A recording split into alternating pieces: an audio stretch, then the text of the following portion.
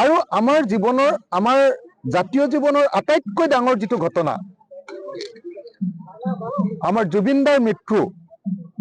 সেই ঘটনাটোত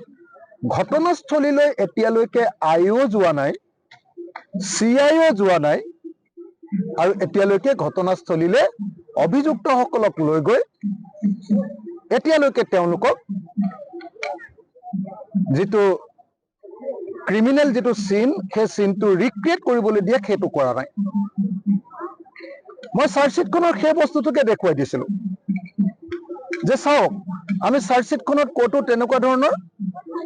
ঘটনাৰ সিন ৰিক্ৰিয়েট কৰা ক'তো দেখা নাই সেইটো কথা কোৱাৰ কাৰণে আজি মোৰ ওপৰত গোচৰ তৰা হৈছে মই দ্বিতীয়তে কৈছিলোঁ বাৰম্বাৰ কৈছিলোঁ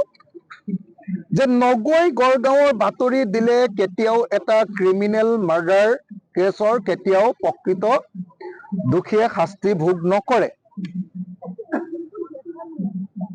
সেই কথাটো কোৱাটো মোৰ কাৰণে জগৰ হ'ল মই বাৰম্বাৰ কৈছিলোঁ যে যদিহে সঁচাকৈ জুবিনদাৰ মৃত্যুৰ তদন্ত কৰিব লাগে তেতিয়াহ'লে আমাৰ পুলিচে গৈ আমাৰ আইও এবাৰ গ'ল এমাহৰ পাছত গ'ল কিন্তু আইও যোৱা নাই CIও যোৱা নাই দুজন পুলিচ অফিচাৰ গৈছে SITৰ কিন্তু